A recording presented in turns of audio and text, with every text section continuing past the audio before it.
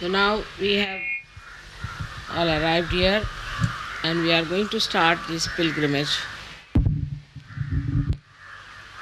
of traveling together. Uh, the journey is of a very subtle nature, and if you realize why we are here, we'll understand that all this creation is watching you all. It is trying to help you that you should ascend and that you feel your depth and thus enjoy yourself. The travel may not be very comfortable. The roads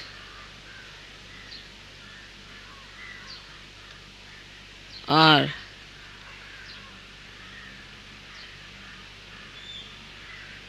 so very filled with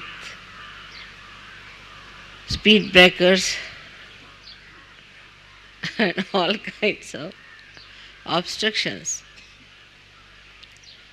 Is a journey like of our ascent, I felt.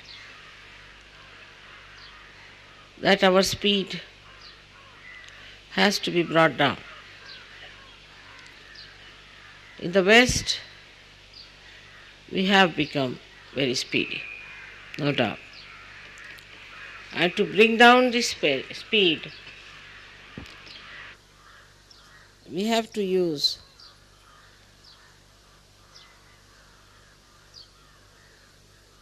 meditative process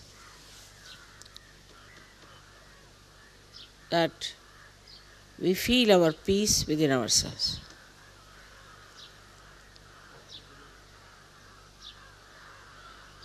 Also, the thoughts are bombarding our minds, and we react very fast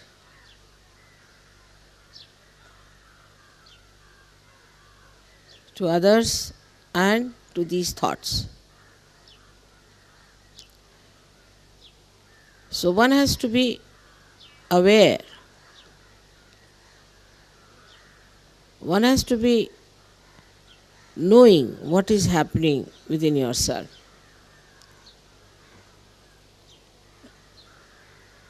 That the thoughts are bombarding you, you are trying to ascend,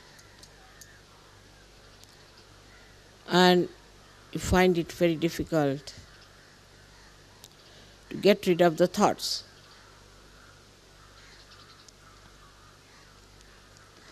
The thought process can start by your conditioning or by your ego. Only two problems.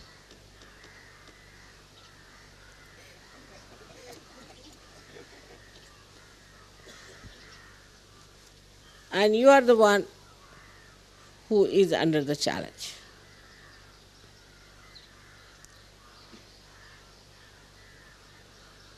So you have got these simple people in the village who start watching everything, but they do not react. If you do not react, then your thoughts will give up. So the first thing should be to watch yourself that you are not reacting, but you are experiencing and enjoying the silence, the subtleties, the beauty, the glory of your being as well as whatever is around. You don't have to force yourself to break this habit.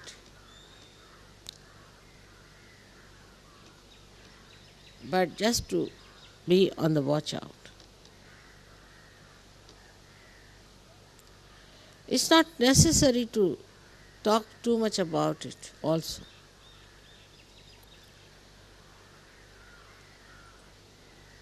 Nor it is necessary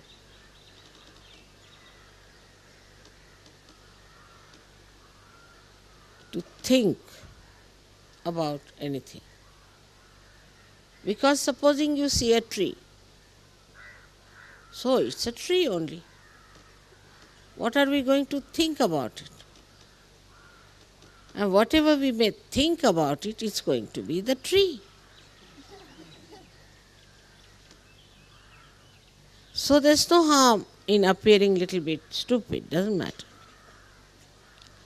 But this is the basic thing is that when we start analyzing,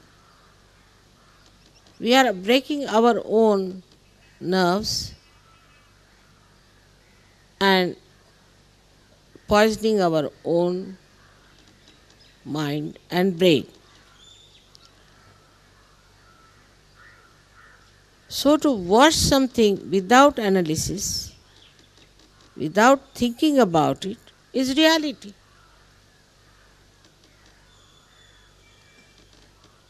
If you can achieve that point where you watch everything without reacting, you are in reality.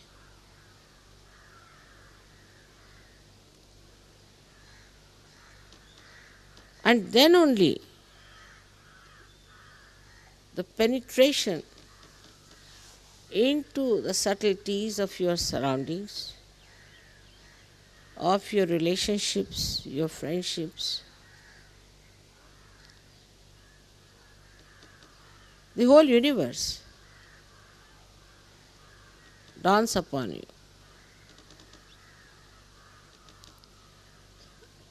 That's why I have said that in this pilgrimage, the first thing we have to remember that we have to be aware ourselves. But when you are only thinking about others, how others have to behave, they should do like this, that leave it to your leaders to break their heads. That's not your job. It's a headache for them, I know, but they have to do it. It's all right. But why do you want to break your heads for nothing at all? So to judge others, to think of others, what they are doing, what's wrong with them, about anything whatsoever you may think is wrong, is not going to be corrected. Like I know some people who are especially bureaucrats, they are traveling, supposing by the car. Then they will say, I think, you see, this road should have gone this way. Or I think it would have been nice if this house was facing the other way. But it's not, see. It is not going to face. It is going to be the way it is. So what is the use of wasting your brain, your mind, your thought in suggesting something which doesn't work out? And never going to work out either. So when we start like, I think these trees should have been little taller, but they are not. I think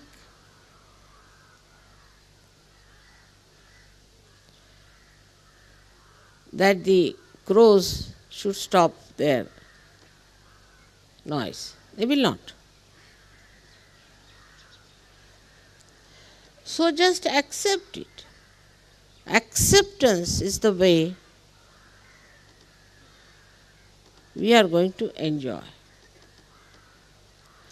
But acceptance doesn't mean tolerance, because tolerance means you have to work very hard to accept that the trees are of the same height. They can't grow. It's too much for you.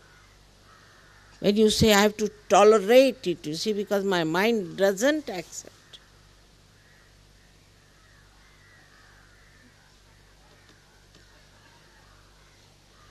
So, acceptance as it is, whatever you see, acceptance. And that is how people grow, I have seen, those who start accepting. That's the sign. That's the sign of their strength and their depth, like the propensity of this Mother Earth. She is what she is.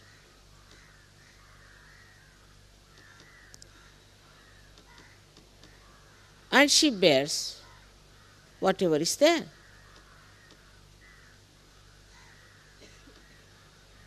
If you put a heavy thing on her, she'll put equal and opposite force and bear it. She doesn't say, I'm tolerating it, I'm exerting any pressure. But she's just accepting.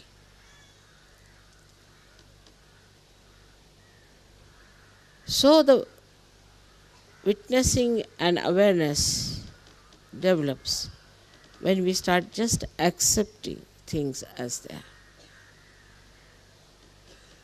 I think doesn't work out.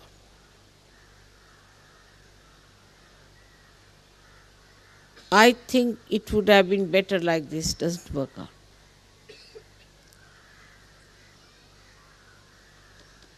Then second problem is I like. Now, I like to eat a cake, but there is no cake. What to do? Now, whatever is there, enjoy it as a cake. But if you go on thinking like that, I like whatever is not here, you can never be happy. As simple as that. You have to say, I like whatever is there. I enjoy whatever is there. Then that's the reality. Whatever doesn't exist, if you like it, so what can anybody do about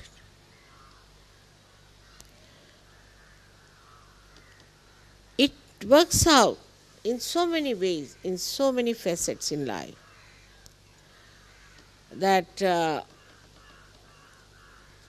advantage is taken by people because we become so vulnerable to our likes and dislikes that the entrepreneur take over and they create likes and dislikes in our heads and put ideas every day. I've seen it now, how they do it. Through television, through newspaper, through this, that. So then you say, now I like this.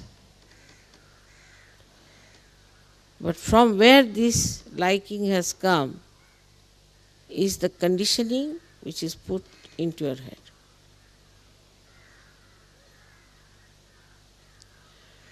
So you are a slave of that conditioning.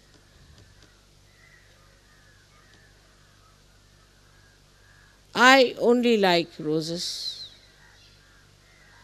and I don't like any other flower.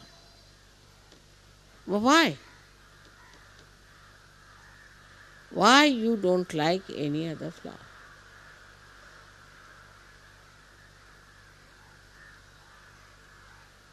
And for such things, whatever we have, we miss the joy.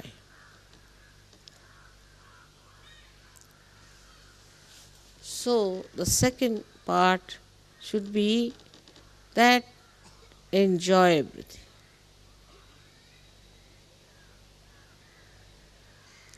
Why am I here?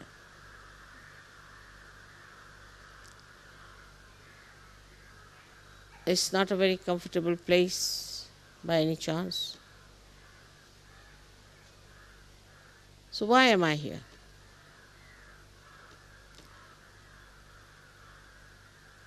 To enjoy each other, to enjoy your own being. The more divergence you have outside, appealing to your ego and conditioning, the more your mind is busy with that,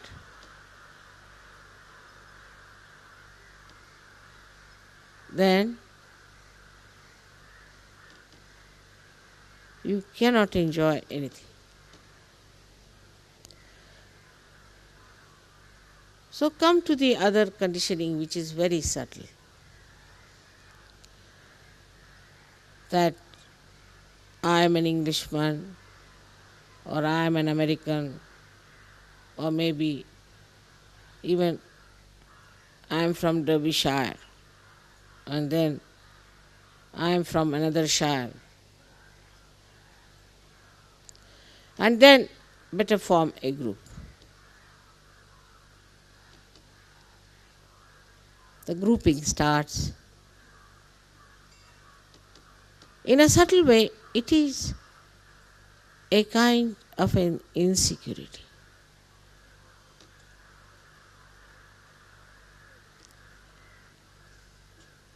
So we start clubbing. Animals do that very often. They have to do it because their sense of insecurity is quite wrong. And then human beings also do it. But not the saints, not the angels. They don't form because they have no nationality. Nationality is also a conditioning. They don't belong to any one place, to any one country. So now those who have come by plane had to come because from every country there's one plane by which they come. Must know one thing, that now we have landed and we are all Sahajogis here, and forget your countries. Forget them. And mix up with other people. Please do not form groups. There is no need at all to form groups. So I would request you that in the buses, because it starts from the airport, you start forming groups and it continues till the end, you go back. I think it would be a nice idea to break that and let people sit together of different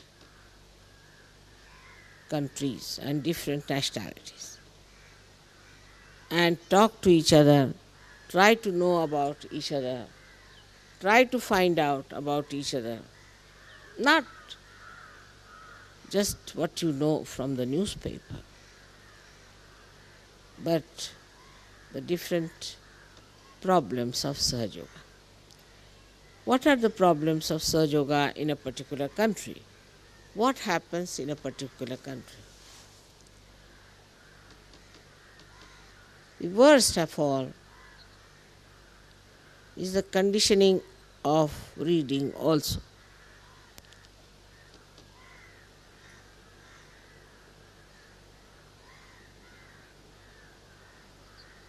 Reading without light is useless. And some people still have a habit of remembering something they have read and a kind of a show off, as they say. It's better to listen to others. Let others talk. In Sahaja Yoga, In on what subject you'll discuss? I don't know. How can you discuss on anything? Now you see this one as a green thing. Now what can you discuss on this? You will say, all right, it's green, but there is. Then another one says, no, this is green, but. One may go on like that, madly. There is no need to discuss in Sahaja. I just don't know what are we going to discuss. You know everything. You know how Kundalini rises. You know how chakras are cleared out.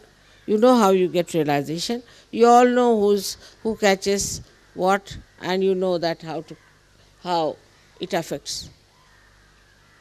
Now, if that is the fact, if that is the truth, and that is what it is, what are we going to discuss about it? Discussions are over now. You are agnostics, you are knowledgeable people, you have the knowledge. But the knowledge that you have is shared by every one of you. At the most, you can talk about your experiences. You can talk about your relationships, how you have enjoyed. But there is nothing to discuss in Sahaja Yoga. I have heard about people who are discussing. I just don't know how can there be a discussion about Sahaja Yoga. I would be very happy to know if you can tell me how we can discuss about Sahaja Yoga.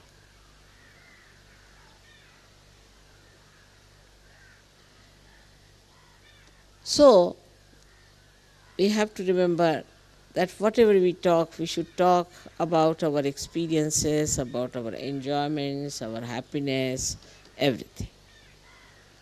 And not to discuss it and analyze it, because that would kill the joy completely. There's no joy in it. Discussion is just trying to show that you know better than the other, or you can give another opinion. In Sahaja Yoga, there is no another opinion. If somebody has a Nabi, he has a Nabi. What another opinion you can have?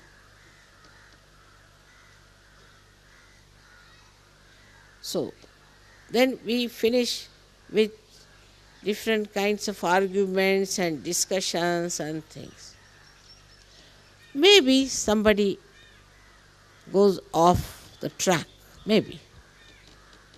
But you all know he's going off the track, so what's the use of discussing it? You all know what he's talking is off the track, so it's all right. You come to the conclusion, yeah, we know. But to discuss it out, there is no need. Once you know and it is in your awareness, the Param Chaitanya will take care of it, and you won't have to bother at all. How to correct, how to mend it, what to do. That's not your work. You just leave it to Param Chaitanya and it will work. So here we have come because this country has been very much blessed by so many saints and yogis. And you can see it in the people how they are. And that's why, despite all poverty, despite all kinds of discomforts, and despite the fact that they have not known any Western great things, they are not bothered. I went to Russia. Of course, Russia was great, and so many got realization. And I was really surprised how these people have come to Sahaja Yoga and accepted it. But one part was very funny. which was, I would say, like the villagers of this country. Those who are still not so matured would not come to Sahaja Yoga as such.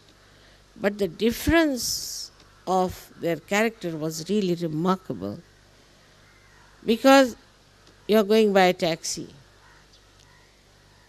So the taxi fellow says, "Have you got a Marlboro cigarette with you?" I said, "What is that? I have never known of it." "No, if you have one, then we'll take you free, or we'll charge you very little." But an Indian will never say such a thing. He doesn't know all these things. He's not bothered. But if an Indian taxi fellow is going, he'll say, "Have you got a photograph of Mataji with you?"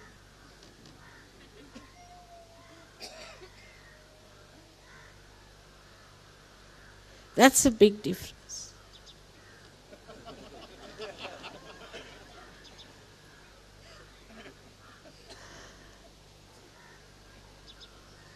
In every aspect I have seen that this another, like there are villagers here, people who are not Sahajogis, but they respect the saint. To them, saint is more important than anything. Nobody will ask you for anything. Never. Even if you want to give them, they will not accept. They may cheat you, some people who are selling things, but they will never ask from you that you give me this, you give me that. That's not done.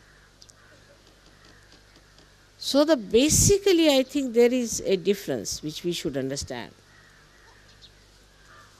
That materialism works much faster in the West than in India. Much faster. And one has to be careful on that point. I'm bringing you down to that point now. That are we getting lost into materialism?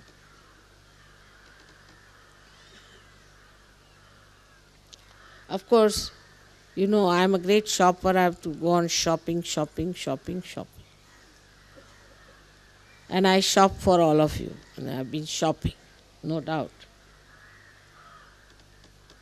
But the difference between my shopping and the shopping of so many is this, that if I'm shopping, I'm going there because I know I'll get things much cheaper, much better. All the good things would be there available because I'm there. I'm sure of that. And all the best qualities will be available very easily. And that I will be able to get things for people because I'll remember all of them for whom I have to buy. It always happens like that. When I go out for shopping, even if I have to face 400 people, I get the things there all right. That's why I have to go. All right, if you have to go, then you have to think what we are going to buy. I have seen invariably Sahajogis will buy things for non-Sahajogis, always, mostly. I am buying for my mother, my sister, who is against Sahaja Yoga. Why should you buy for somebody who is against Sahaja Yoga? Even if they might be your nearest relations? Do you think they deserve it? So then, we have to know that we are one body. And as this hand must look after the other hand, when we go out shopping or do anything, we should always think what we are going to buy for other Sahajogis. Of course, I have told you that unless and until somebody is your sister by Rakhi or anything, you need not give presents. But women can buy for women, men can buy for men. Just understand one small thing, that the matter is for expression of our love. That's all. It has no other meaning. I don't find any meaning into it.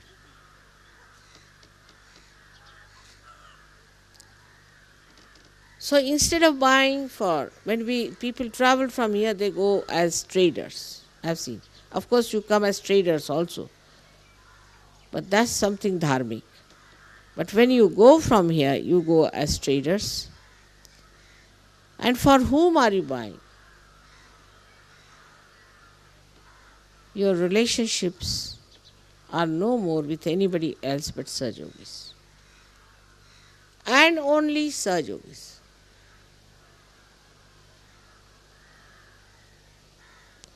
Whether they are Indians,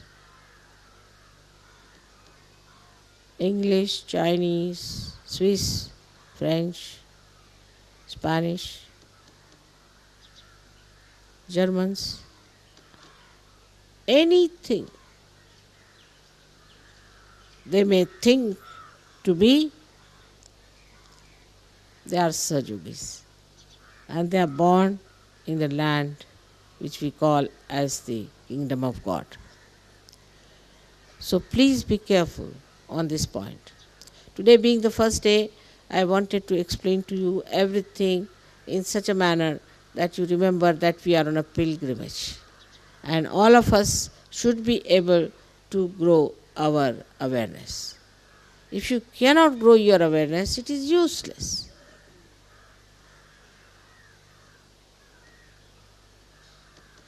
Once you start thinking like that, you'll be surprised how much you will gain and how much you will achieve.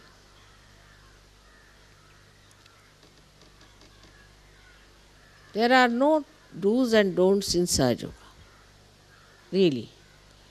And I don't think we have much disciplining either of any kind.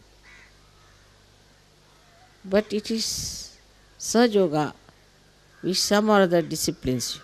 I don't have to tell you anything. It's like the fire. If you put your hand into the fire, it will burn you, whether you like it or not. In the same way, if you do anything asahaj, you will have to pay for it. So you know definitely that you don't want to lose your vibrations, you don't want to become unhappy. But this time with a very deeper understanding and reverence to yourself and to your ascent, you have to take a very joyful, serious attitude. I'm sure this time you all are going to just enjoy yourself. May God bless you. मी आज मराठीतच बोलायचं ठरवलं होतं आधी, पण ही मंडळी पहिल्यांदा आली, त्या म्हटलं पाहुण्यांना एकदमच मराठी भाषेचा तोडगा देण्यात काय अर्थ नाही, काहीतरी त्यांच्यापुरतं बोललं पाहिजे. आता तुम्हा लोकांना सांगायचं तरी काय, इतकी सुंदर व्यवस्था केली, सगळ्यांना आनंदी आनंद आहे, धावपळ करून राहिलेत, कोणासाठी काय करावं, किती करावं, कसं बघावं, त्यांचा आराम कसा बघायचा, तिकडे सारं लक्ष आहे.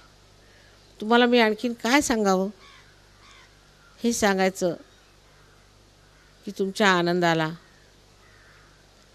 परमेश्वरी आशीर्वाद आहे, तेव्हा तो आनंद नेहमी असाच उपभोगत राहा. हा माझा आशीर्वाद आहे तुम्हा सर्वांना.